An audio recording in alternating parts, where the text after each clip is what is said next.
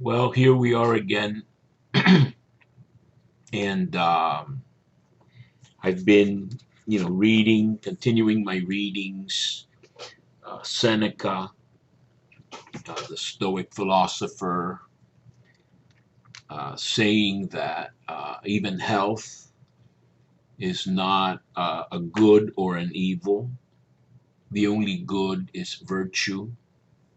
The only evil is vice. So that's very fundamental. Um, in philosophy, we learn that virtues are good habits and vices are bad habits. And Seneca talks about right thinking and being able to eschew vice and practice virtue. And he talks about illnesses. And in Spanish, we have a saying, no hay mal que dure 100 años ni cuerpo que lo resista.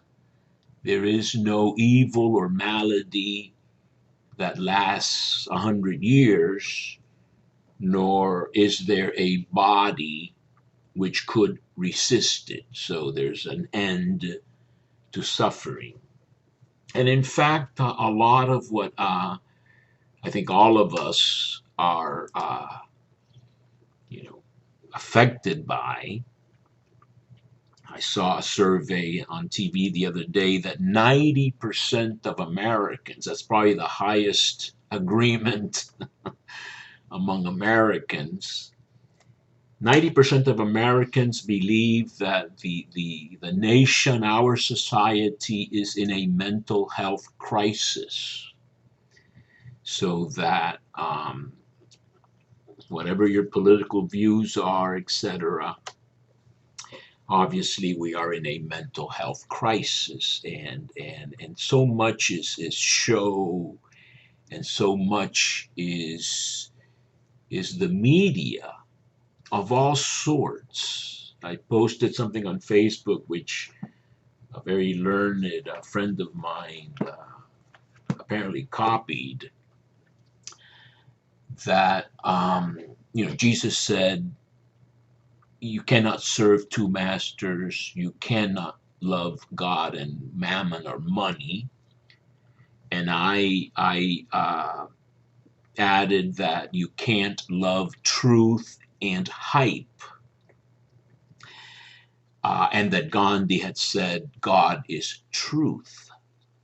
So that any news station of whatever sort it is, with some exceptions or partial exceptions, are into the business of the ratings and the commercials and how much they get paid for airtime, for commercials. I think NPR is pretty good. Their style is good. They are deliberate. They don't sensationalize. They try to focus on important things and not just in, yellow journalism or sensationalism, crimes and accidents and sort of showy, flashy stuff, which is more sort of entertainment or diversion than actual news. But even the real news, and I turn on usually CBS, Nora O'Donnell, and I think of her name Nora, at least without the H, as Hebrew for fearful. The whole presentation is hyped. And so there's an accumulation of this adrenaline fuel. Uh, the way they discuss whether Putin threatened nuclear weapons or the war in Ukraine or the disasters in Fort Myers or other places that aren't covered. It's very hyped up, even though the gist of it is noteworthy news. I find myself turning to the Spanish channels, and I've said this on other occasions. I never thought that they would come when Americans would be shriller and talk louder and more exaggeratedly than Latins, even Cubans, who were known for yelling more and getting more excited when they talk. Now, Americans have become, I guess, so impervious, meaning there's no way through to their center except by banging with a sledgehammer of hyped news in order to sort of meet. It's like insulin resistance or something, or a drug tolerance. You need more of the drug to have the same effect because you have gotten inured or immune or whatever you want to call it, developed a tolerance for normal speaking. I have a friend who I tell him, I say, you're gonna raise my blood pressure. You're too excited talking about, you're too anxious, please slow down, let's talk about it. And it's very hard to leave the adrenaline rush. So I'm affected by the condition of the world, by the war in Ukraine, with such needless suffering as a result of, as Biden has said, gross miscalculations on the part of Putin, which to me indicate uh, what happens when one is arrogant and overestimates himself and his resources and underestimates uh, other people's convictions, resources, stamina, etc. So it's a sin of arrogance. It's a sin of hubris, as the Greeks would say, which leads to a disconnect from reality. I think Trump is in the same category. And you therefore miscalculate.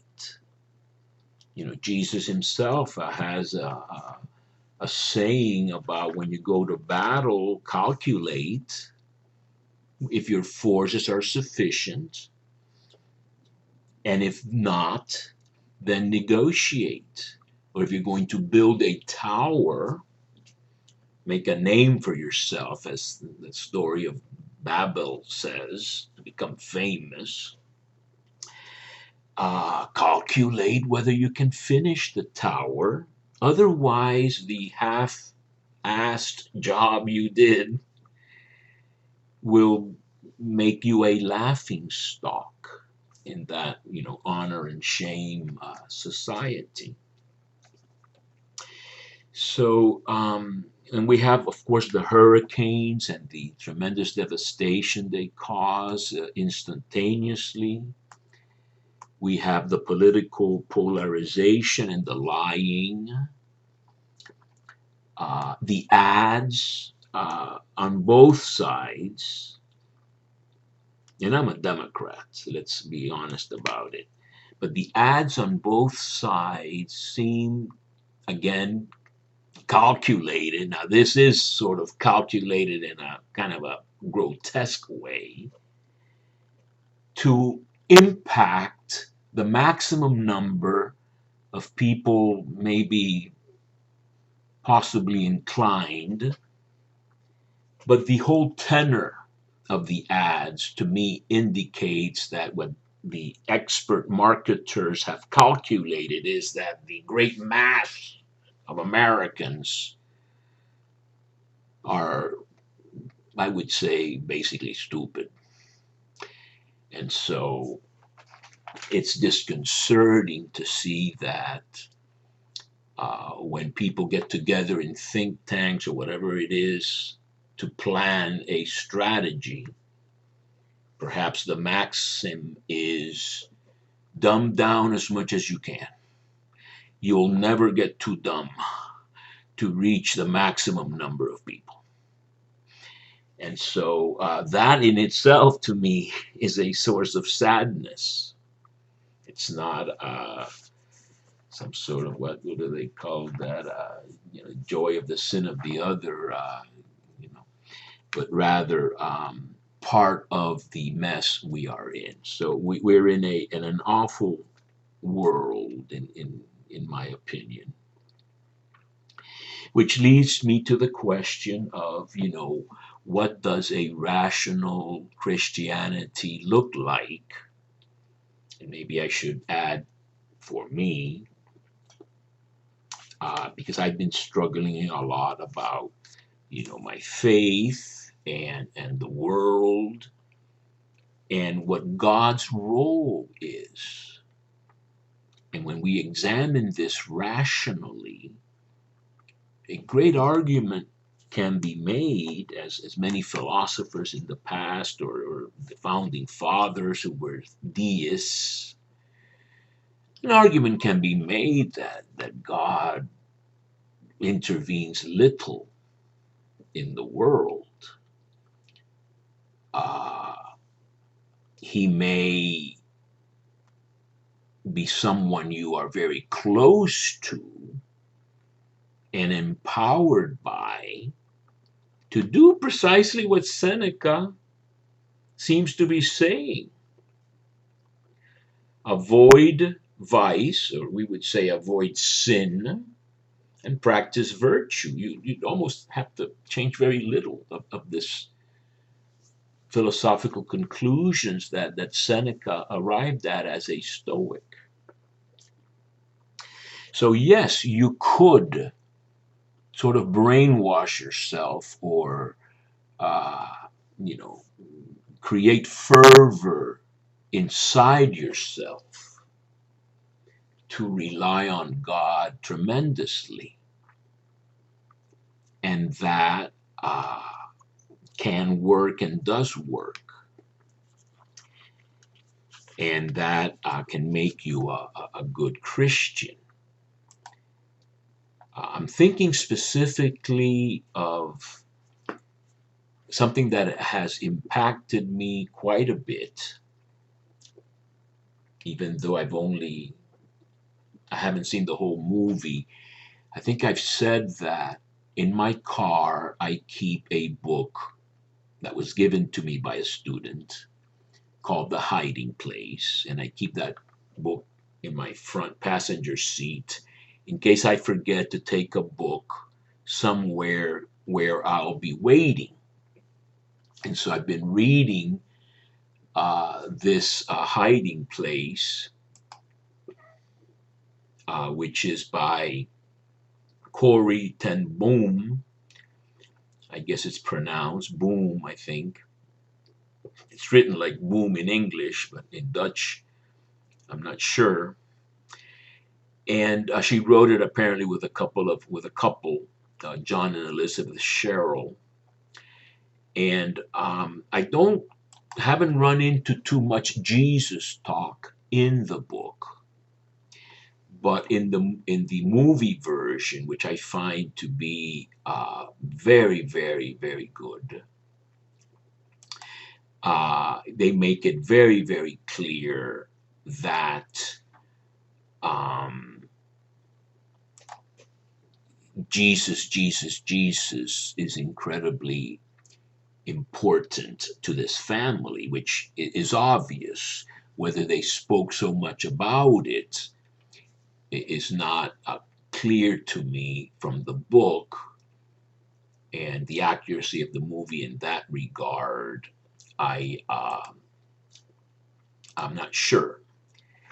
What the Wikipedia article does say, and I am sure it is true, is that this family of jewelers, basically watchmakers, were of the Dutch Reformed Church. I guess that would be somewhat Calvinistic, uh, and that they loved, and especially Corey, who was the one that wrote the book and lived to be, 90 almost, died out in, I guess, near Los Angeles, California. She was a devoted reader of the Old Testament, believed that the Jews were the chosen people, and told this well-dressed Jewish woman with a suitcase who showed up at her house that in this household, God's people are always welcome. They became very active, the family did, in the Dutch underground. Very, very interesting to see how people who could have been quiet watchmakers in Haarlem, the Netherlands, because of their faith, responded to the most basic human situations, which is sheltering the persecuted, some sort of version of visiting the prisoner, or feeding the hungry, clothing the naked, which is the complete basis for the final judgment that Jesus speaks about in Matthew 25. And if someone were to tell me that it can all be reduced to protecting the unborn by making it a crime to have an abortion, just to be very specific, you're not, obliterating abortion. You're not necessarily protecting the unborn. You're not protecting the women who are pregnant. You're not helping after these babies are born, in whatever condition they might be born in.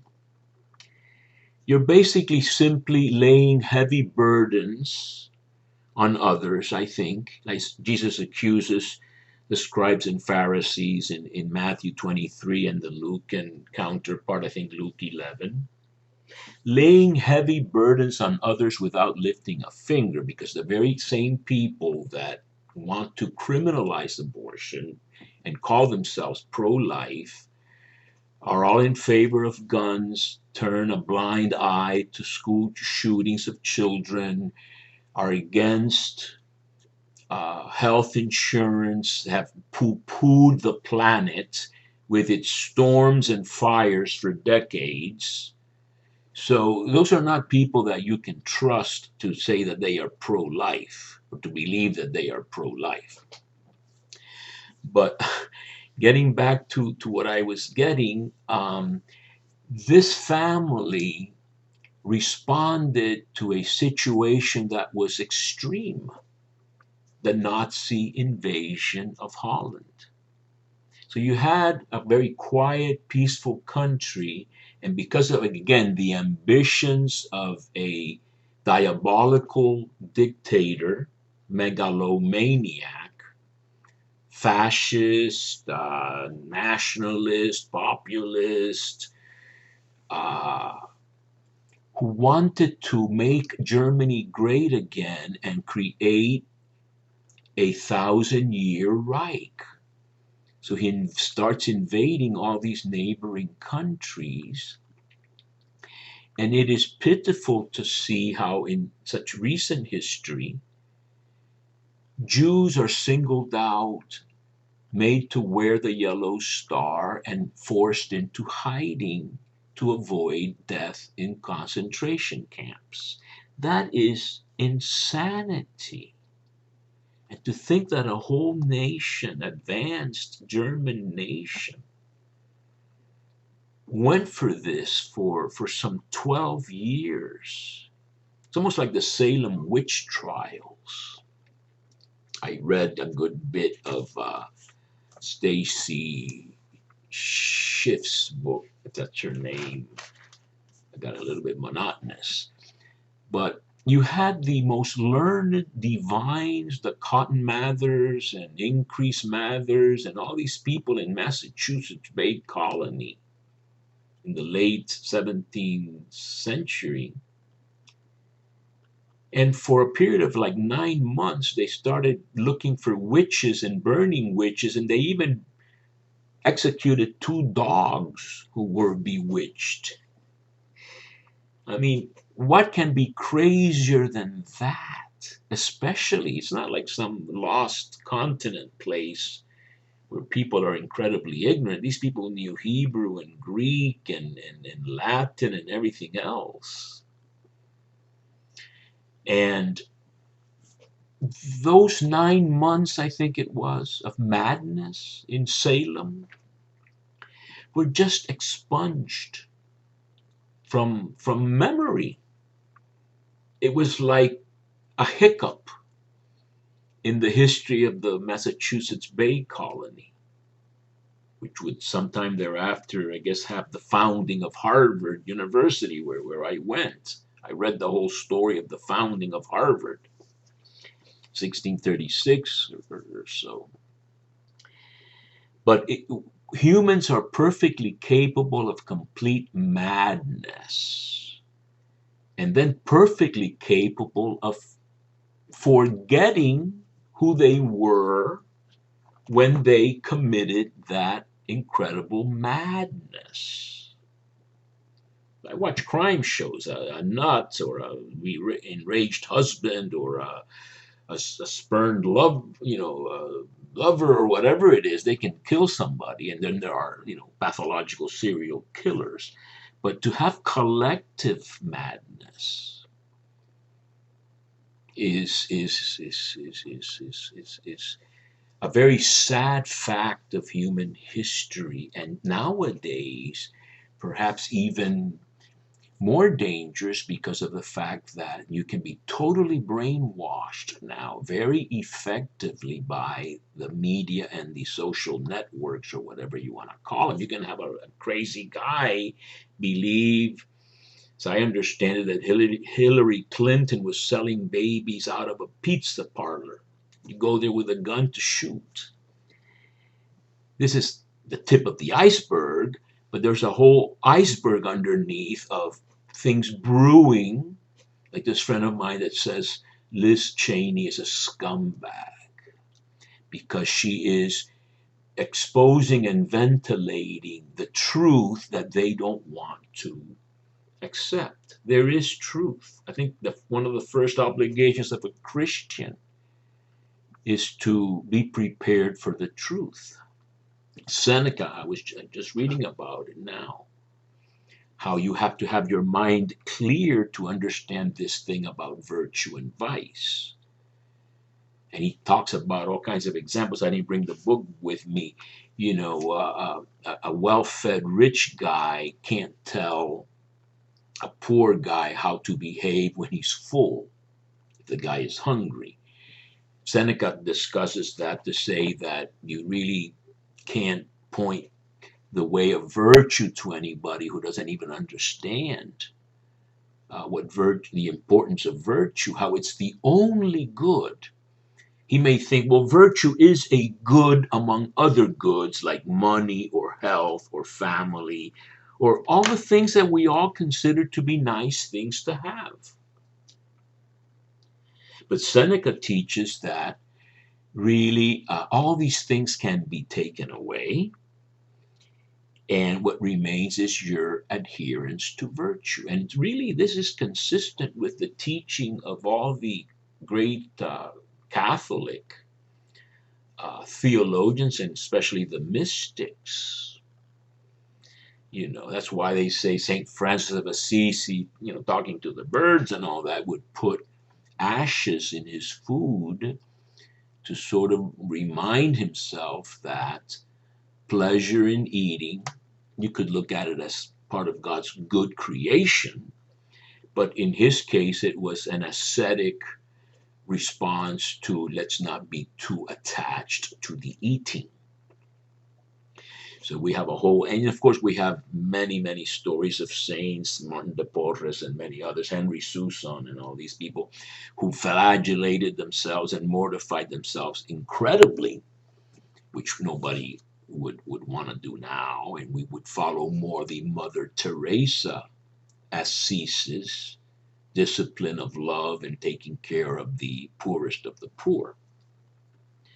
I'm also reading about Flannery O'Connor, and I haven't finished, or I read a long time ago, Wise Blood, but I did see the movie the other day, and certainly at the end of the movie, this, you know, main character, Moats, I guess his name is Hazel Moats or something, had the barbed wire around his chest, etc. And so not Carson McCullers, Flannery O'Connor was very, very Catholic, but very, very aware, apparently, of life in the South that she loved, and apparently, a little bit repressed or a little bit, proper. She never married. Of course, got lupus, from which she died.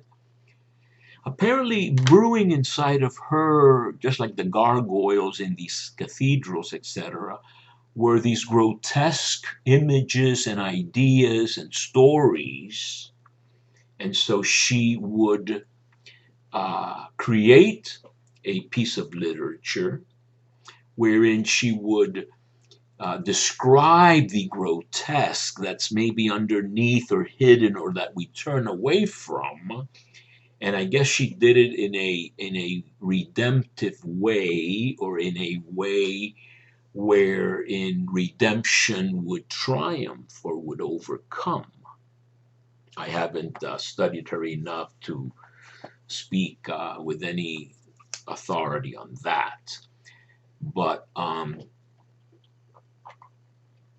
what you have is dealing with all the evil in the world. In her case, she did it through literature. In the case of the 10 Wombs, they did it by taking in these fugitives persecuted by the Nazis simply for being Jewish, and then engaging in all the effort and intricacy of providing for them with ration cards and all these things. And then, of course,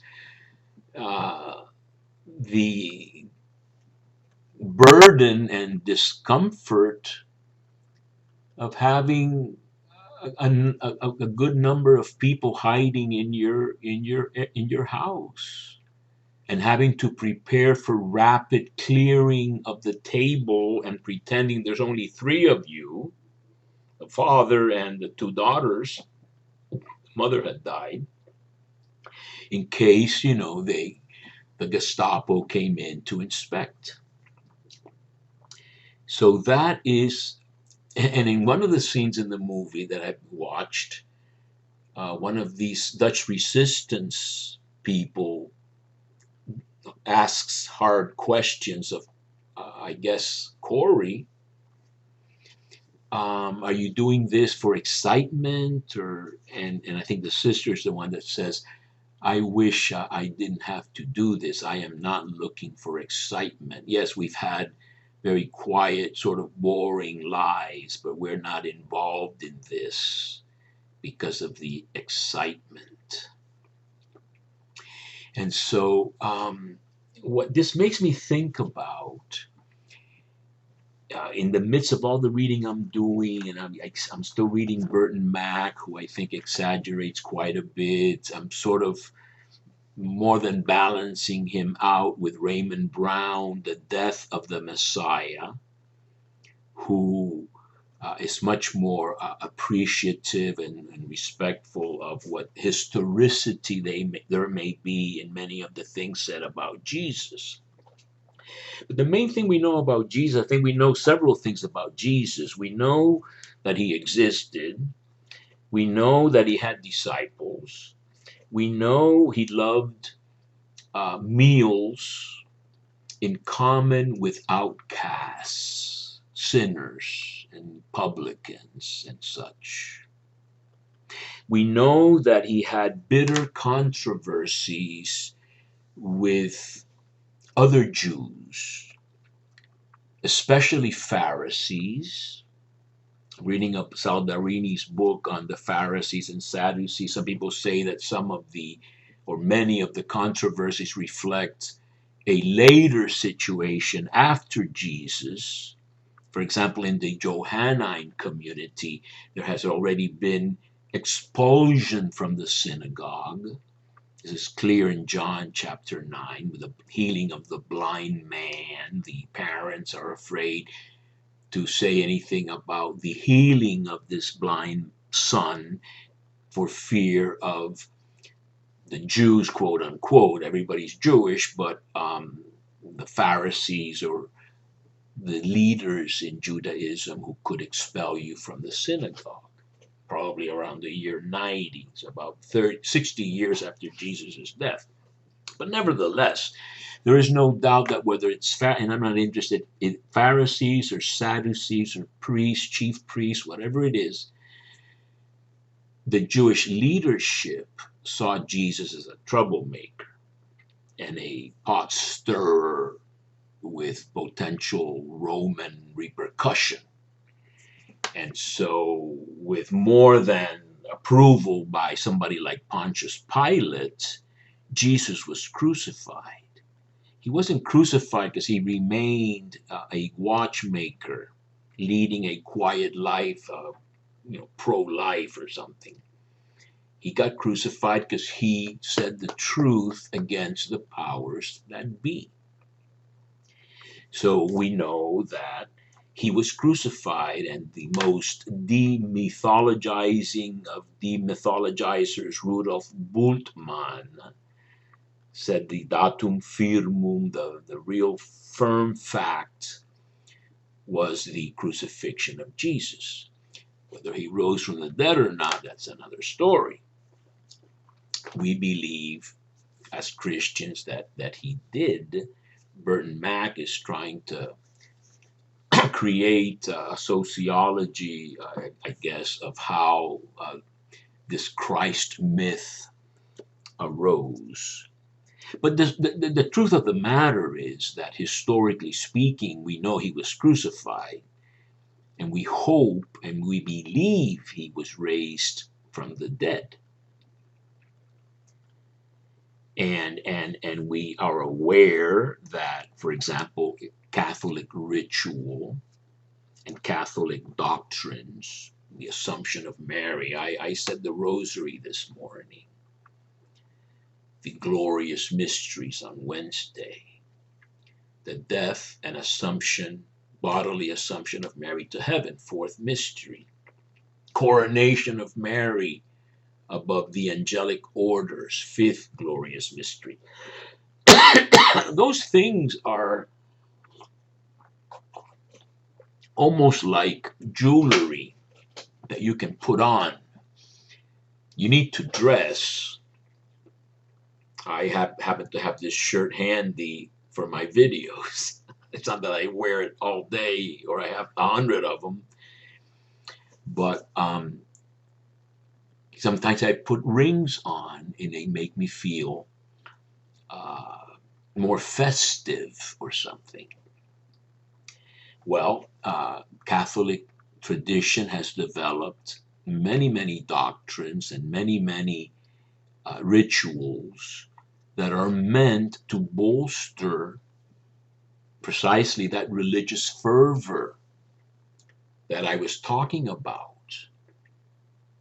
But somebody like John of the Cross would teach, las nadas, I have a video on that, the nothings, don't rely, very much like Seneca almost, maybe contrary to Saint Teresa of Avila, who liked nice crucifixes and visions and images and all these through the senses type of thing.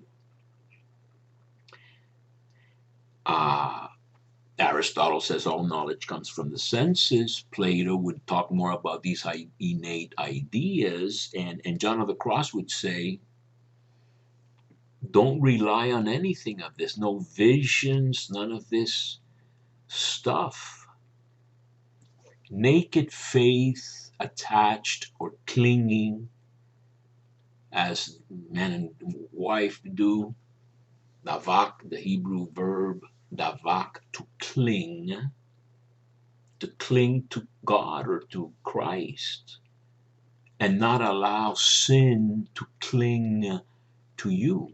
All these binary things are very interesting. I'm continuing to read also Northrop Frye, The Great Code. And I was surprised that his parousia, his liberty of language, frankness of speech in describing, what the Bible is as literature. He's a believer, or was, as I am. But when you become aware of all the reasons why we want to believe, which mostly or exclusively have to do with our feeling good, you have to then examine what is feeling good and what is it based on. If feeling good spiritually, quote unquote, is analogous to feeling good because you had a chocolate that tasted good and raised your blood sugar or gave you a sugar rush. And then, almost like Ignatius Loyola discerning spirits in his convalescence in Guipúzcoa, or wherever it was, Loyola, Aspetia, Ascoitia, I guess those two towns or something. Names of Jesuits I knew from Miami. He felt good when he read the chivalry stories, but then they left him empty. Then he felt good when he read about the saints and their exploits, and that left a more lasting peace and joy. Discernment of spirits. And the real discernment is what is the will of Christ. And that requires great detachment from our own petty interests. I don't want my money affected. I don't want this affected. I don't want this inconvenience, but I want Christ, and I'll sort of carve a space for him in the midst of the other stuff. That then this will happen automatically. Your thinking will be colored or twisted to conform with what you have really chosen to do. This is a psychological law. What we believe tends to conform to what we are doing. What we do colors our belief. But when you are able to discern with detachment, what does God want in this world? Does he want Second Amendment crazy rights? I saw Mexico suing again the United States, saying most of its arms come from especially Arizona. So the gun manufacturers that the Pope has basically condemned so many times are a big factor. And of course, when you think about it, guns are for killing. The lie is they're for self-protection. You have to be a moron. I had a video on that. Tiny percent are used for self-protection. Even the cops tend to use guns to kill or shoot unnecessarily. Even the cops. You can imagine the idiots with guns or the mentally ill, like this Parkland shooter. I was going to talk about that. This Parkland shooter is a mess of a kid, maybe alcohol fetal syndrome or whatever. And then who knows, he may have lived in a world where it's really all pseudo real, where there's reality can be made up, virtual reality. It's like a video game. We have so many people like that because we just had this Alex Jones guy that I never heard of becoming rich, rich, rich with a great audience that wanted to believe Sandy Hook never took place. And so Alex Jones gets sued for defamation, calling the parents of killed children liars. That's why we have a 90% agreement that this is a mentally ill nation. But I'm watching the news, and you have the prosecutor. She's on her crusade to win in the judicial adversarial system we have in the United States. It's a gladiatorial contest, not a search for justice or truth or anything. She's trying to convince a jury, give him the death penalty. The guy himself wants to die. This guy is so screwed up that apparently he had some diminished appreciation, let's put it that way, of what it means to go and shoot, I think it was 19 classmates in school. You have to be really nuts. Does he deserve or not the death penalty? The Catholic Church is against the death penalty. Many pro-life people are for the death penalty. But the point being, what a show. Prosecutor, defense, gladiators fighting, and the kid himself kind of like shot his wad, whatever you call it. He said, I want to be executed. Whether he's changed his mind or not, I don't know. But the point is that I think we have a very bad brew now in the world. We started with a primal soup, apparently, with evolution and all that. Well, the soup has not only gotten more complicated, it's been spoiled. And the only, and I hate to call it leaven because that has a bad connotation with Jesus, but the only spark of life or healing, like those waters in Ezekiel that heal even the dead, or the Sea of Salt, the Dead Sea, are people like the Ten Booms who, whether they said Jesus all day or not, I don't think they did, but they did what Jesus wanted, and they did it without trying to convert.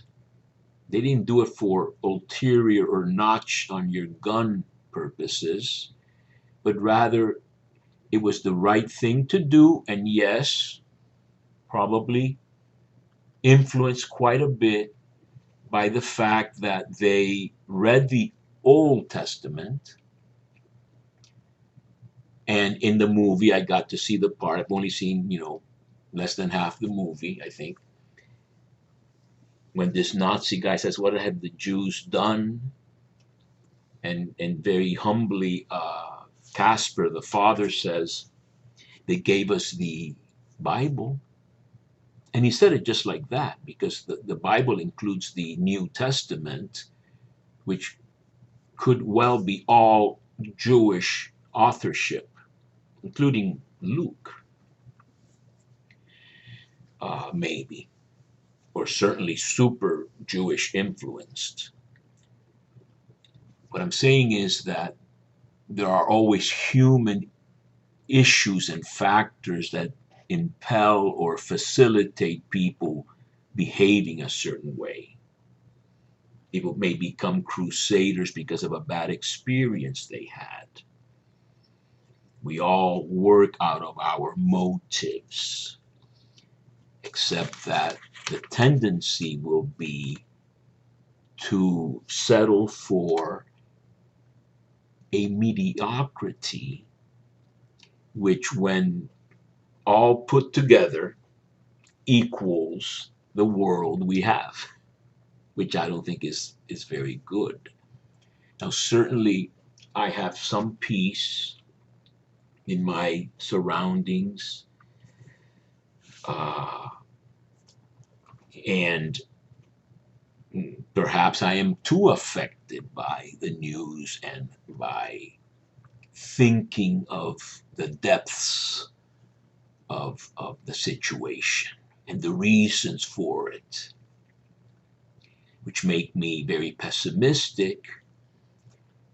And I am affected by seeing images of the war in Ukraine. I have a friend, like the same friend that says Liz is a scumbag.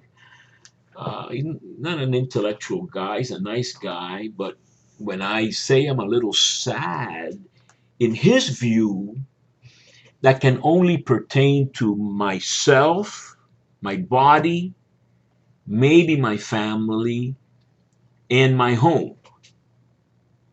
That's my world. Like his world is his family, maybe his home, his business, his body. Ukraine is just a piece of news out there that you don't have to think about. Or the same people that were poo-pooing COVID, 1 million died. We don't seem to be shocked by that. The storms, they didn't affect me, but philosophically, all these events reveal our condition. And insofar as it is in our power to improve our condition, we have a, I would say, philosophical and certainly Christian obligation to improve our condition. And I repeat, it goes way beyond wanting to make abortion a crime. I've called that the badge many people want. Elvis Presley wanted a badge. He was a drunken drug guy, went to see Nixon, got some sort of a badge, Secret Service badge or something. It made him feel very special. So that our psychology says if there's a magic, there's an alchemist's philosophical stone that can turn my complicated morality into gold, it's abortion. All of a sudden, I am pro-life, case closed. Well, no, you've committed intellectual suicide, which is what the Pontifical Biblical Commission document on the interpretation of the Bible in the Church, 1993, calls fundamentalism a form of intellectual suicide. And I think that a mind is a terrible thing to waste, whether it means that you never formed your mind, or more rarely, once having formed it, you wasted it. Normally, what I'm talking about are people who never have learned to really think and are therefore that clay in the hands of evil potters, as were even the German nation when Hitler rose to power. And how many 10 wounds do you think there were uh, in the whole World War II? Very tiny minority. Most were swept along by the hysteria. And some came out maybe stronger for at least for a while. You know, England resisted. Roosevelt took it upon his shoulders. And finally, there was victory. against Nazi Germany, and a whole bunch of other problems followed: Russia, the Iron Curtain, all kinds of things. So as not to prolong this anymore, uh, I will again say that, as the Pope has been saying, discernment, examination of conscience, and having the ability to at least recognize virtue. If you don't have that ability, I am like the guy that's full telling the hungry guy how to behave when he's full, which he's not going to be, unless maybe I feed him. As Seneca says in his letter, I think it's 93 that I'm reading now, could be 94, to Lucilius. And with that, I'm going to stop. I've tried to share some of my thoughts.